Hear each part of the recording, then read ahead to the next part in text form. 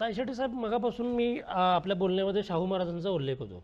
शाहू महाराज हे दूरदृष्टीचे राज्यकर्ते होते. म्हणजे आज आपण ज्या मतदारसंघामध्ये काम करतोय किंवा आपण जिथं बसलो आहोत तिथं शाहू महाराजांचा उल्लेख वारंवार होणं हे अपरिहार्य आहे.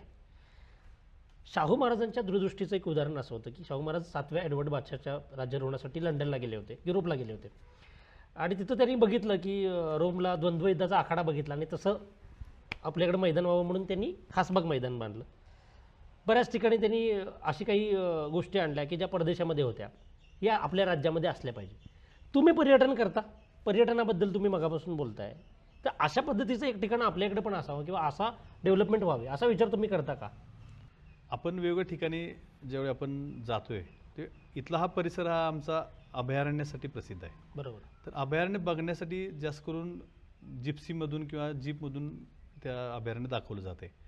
तर त्याच्याऐवजी एक वेगळ्या पद्धतीनं अभयारण्य पाहण्यासाठी किंवा दाखवण्यासाठी काय करता येईल.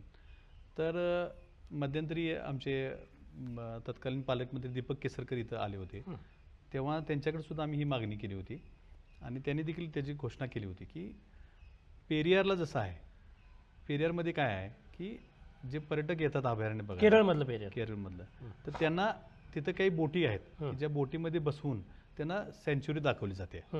आता राधानगरीचं किंवा काळामोडीचं बॅकवॉटर आहे. आता आम्ही हसण्याला जो आता नवीन पॉईंट डेव्हलप केला आहे, तिथं जर तिथं आलेल्या पर्यटकांना किंवा दाजीपूरमध्ये आलेल्या पर्यटकांना तिथून जर बोटीतून जर हे सगळं, तिथं आमचं सुंदर असं बेंजीर विला आहे धरणाच्या मध्ये, जी शाहूकालीन एक वास्तू आहे.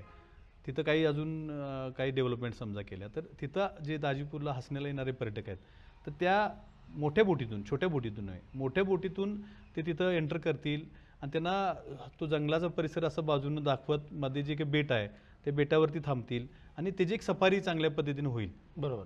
असे आमचे त्या दृष्टीने प्रयत्न आहेत. अशाच नवनवीन अपडेट्ससाठी डिजिटल कोल्हापूर चॅनेलला सबस्क्राईब करायला विसरू नका.